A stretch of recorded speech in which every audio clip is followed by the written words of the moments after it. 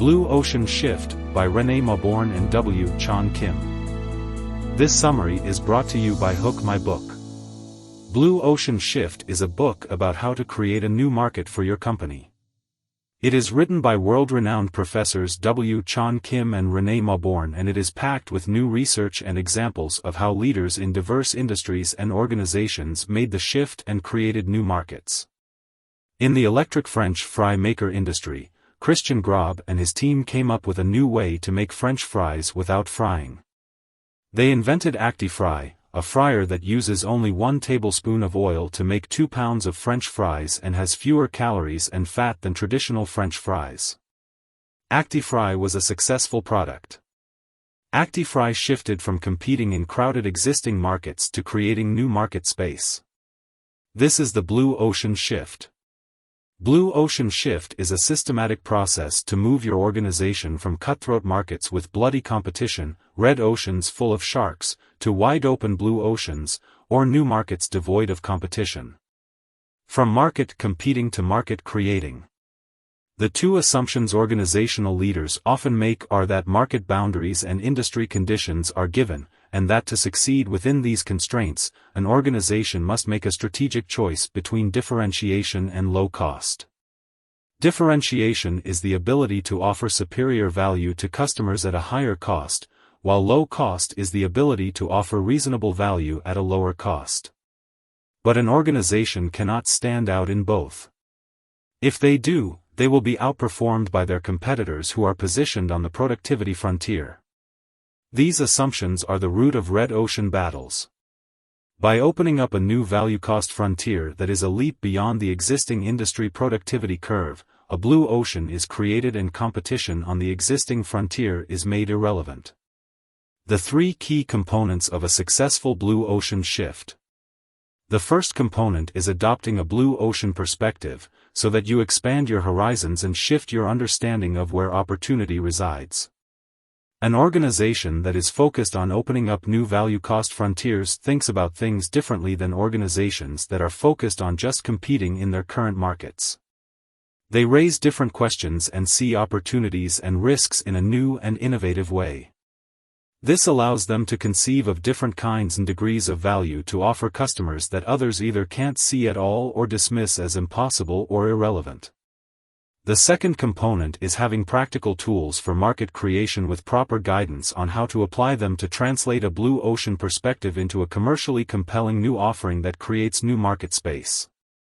The shift from red ocean to blue ocean involves finding ways to challenge and change the assumptions that businesses and markets make, as well as identifying and pursuing opportunities that are outside of the current market boundaries. Tools and frameworks that help with this process include market-creating tools and guidance, step-by-step guides on how to open up new value-cost frontiers, and a team that is organized and willing to cooperate. The third component is having a humanistic process, humanist in the process, which inspires and builds people's confidence to own and drive the process for effective execution. Organizations face internal hurdles to change, such as cognitive, political, and motivational hurdles. Blue ocean shifts are a process that helps organizations overcome these hurdles by recognizing people's humanness, which inspires them to inch along and make a change. Industries are in need of new value-cost frontiers, and the healthcare, energy, education, and auto industries are especially in need of new ways to tackle environmental concerns that are not prohibitive in cost. Blue Ocean Shift is a strategy that can help unlock new value-cost frontiers and with it profitable new growth horizons. Disruptive creation. Creative destruction is the process by which an older technology is replaced by newer technology. This process is important because it leads to new markets and growth. Disruptive innovation is the process by which inferior technology is replaced by superior technology. This process is important because it leads to new markets and growth. Both processes are important, but they are not the only processes that lead to market creation. There is a third process called disruptive creation. This process focuses on the opportunity space that is created by the displacement of existing markets and technologies. When people look around a room, they focus on the red things. When they close their eyes and recall what they saw, they focus on the blue things. This is because what we look for determines what we see. Focusing on only one will lead to an incomplete and biased assessment of potential market-creating opportunities and limit your efforts to make a blue ocean shift. Offer a breakthrough solution for an existing industry problem.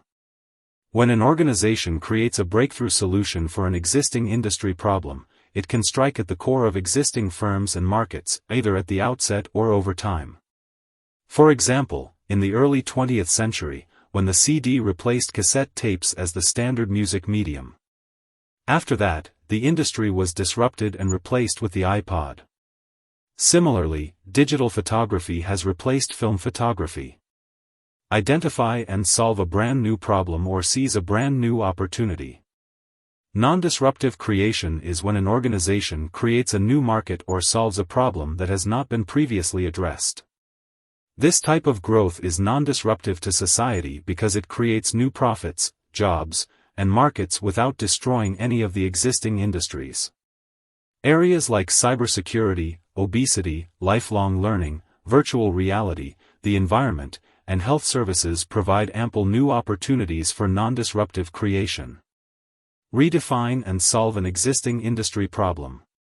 Problem redefinition allows an organization to replace assumptions and reconstruct industry boundaries in new and creative ways. This can lead to both disruptive and non-disruptive creations. Disruptive creations are those that replace the existing market with a new one, while non-disruptive creations are those that expand the market but do not replace it. Focus on value innovation, not technology innovation. When trying to create a new market-creating organizations should focus on creating a leap in value for buyers, not on technology innovation. For example, Apple and IBM dominated the new PC market by adapting the technology to produce a leap in buyer value. Organizations usually aspire to move out of red oceans, but often their efforts are geared more toward sustaining their current market situation.